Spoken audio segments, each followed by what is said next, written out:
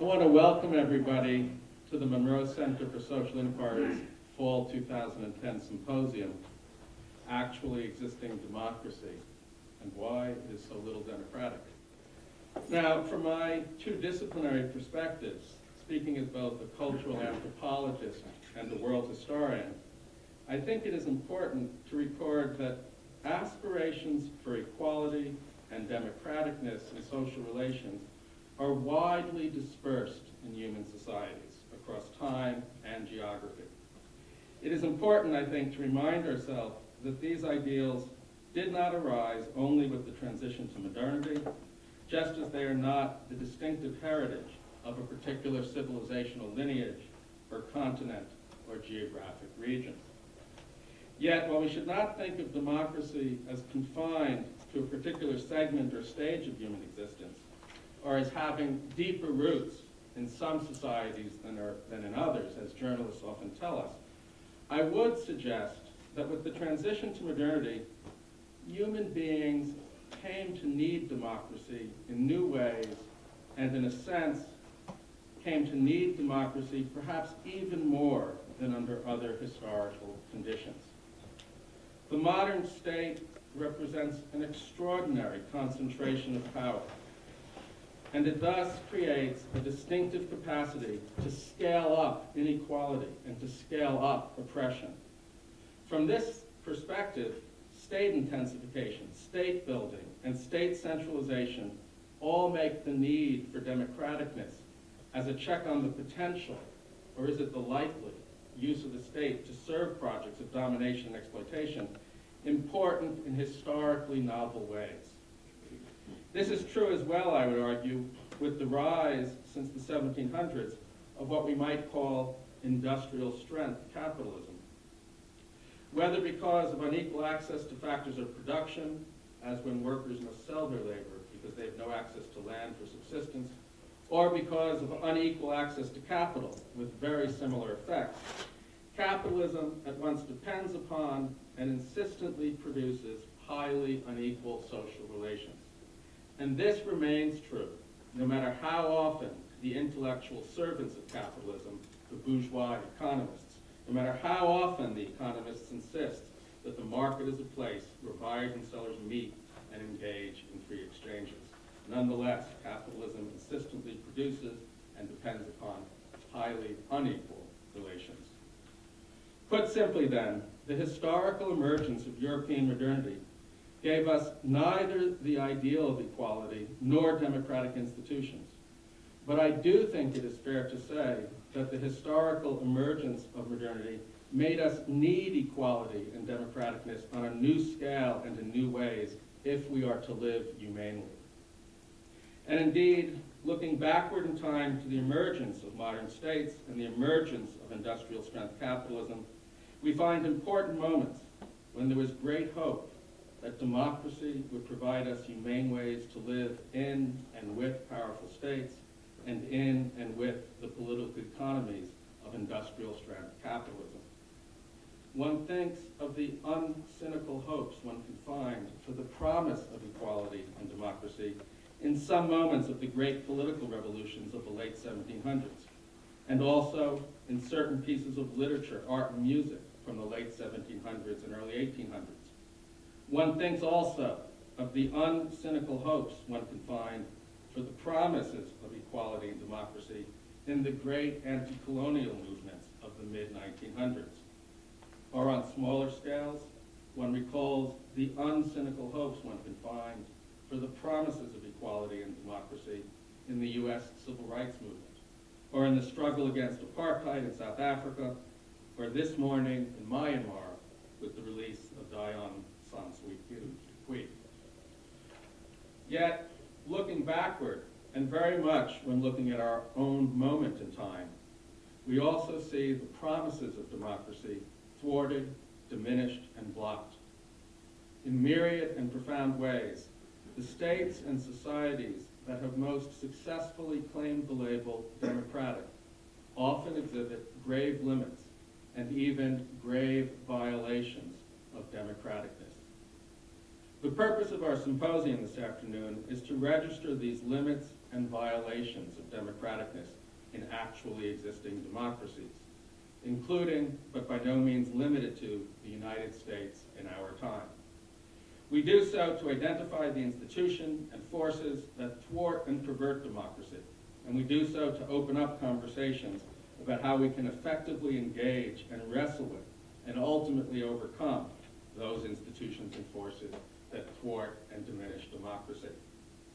From our two main speakers, we will hear about how certain forms of seemingly democratic elections have in fact undermined democraticness, and how the removal of limits on state violence, the use of torture by the state against its enemies or against those it imagines to be its enemies, has done so as well.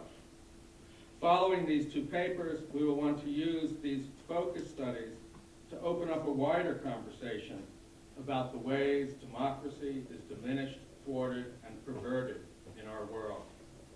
And here, I will end by naming in a quick list a handful of examples of such ways that democracy is diminished and thwarted. And my list of examples is by intent different from the ones that our two main speakers will likely discuss.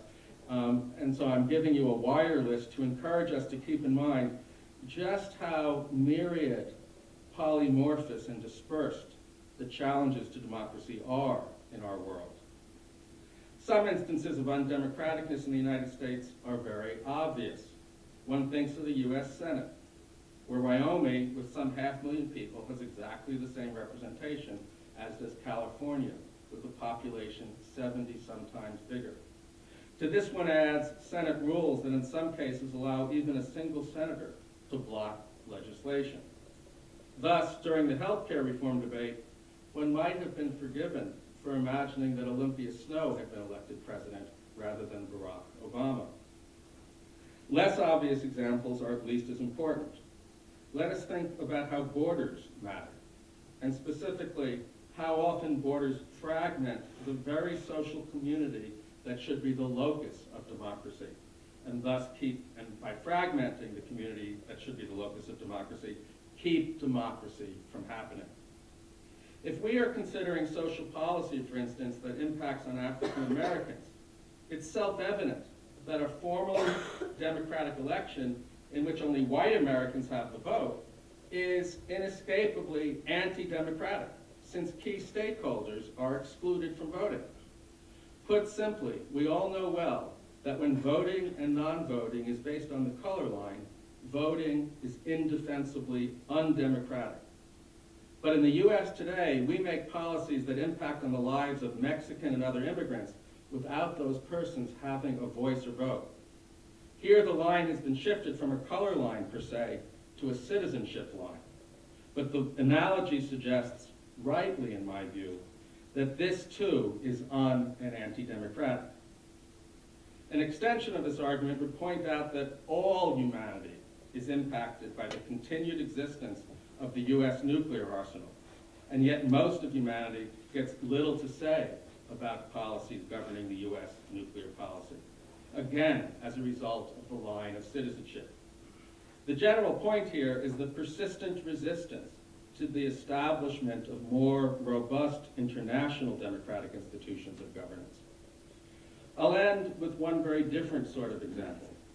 Here I want us to think about schooling in mass societies, which we'll be focusing on throughout the spring semester at the center, and how mass schooling differentially socializes persons to literacy. As a general rule, working classes are socialized to be readers who can, as a result, follow office manuals and other practical written instructions and written rules, but they are not socialized to be active producers of written texts.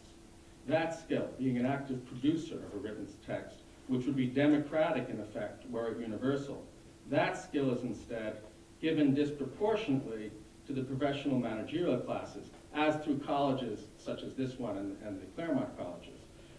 And as a result, the professional managerial classes have an enormously greater capacity to express and represent themselves, to express and represent their interests. Again, these are just some examples of and anti-democratic institutions practices, and forces in our world. Just some examples of institutions, practices, and forces that make our actually existing democracy so very little democratic. Let me just switch and go through how we're going to proceed today, and then introduce our first speaker. We will have Daniel Hosang's paper first, and then we will have a short question period of about 15 minutes immediately following his paper. Though at that time, we're seeking questions that are specific to his paper rather than about the broader themes of the conference. We'll then take a 15-minute break, and when we come back, we'll have Lisa Hajar's paper, also followed by 15 minutes of questions specific to her paper. And then we'll move immediately to our roundtable with both of our speakers, joined by Jeffrey Harara and Heather Williams. And then in that order, we will have each of them make some comments about the broader theme of the conference, and then we'll open up the floor for questions and discussion. So that's the process. And now, finally, it's really a terrific pleasure finally to have met today and to be able to introduce Daniel Hosang, whose work I've really learned a lot from. Daniel Hosang teaches ethnic studies and political science at the University of Oregon. His path-breaking book, and it really is an extraordinary path-breaking book. It's great to finally have a history of California ballot initiatives. Title is Racial Propositions, Ballot Initiatives, and the Making of Post-War California, and like other books by our speakers, it is available in the lobby. It was published just a few weeks ago. I don't know when you saw your first copy, but probably in the last 2 or 3 weeks, and the copy's out there by the University of California Press. His previous publications include a number of important articles, including The Rise of Racial Liberalism, The Decline of Racial Justice, which appeared in an edited volume, Race in American Political Development, as well as Beyond Policy, Race, Ideology, and the Reimagining of Youth, which appeared in the 2006 volume, Beyond Resistance, Youth Activism and Community Change. Less than 2 weeks after this November's election, his talk today is timely indeed.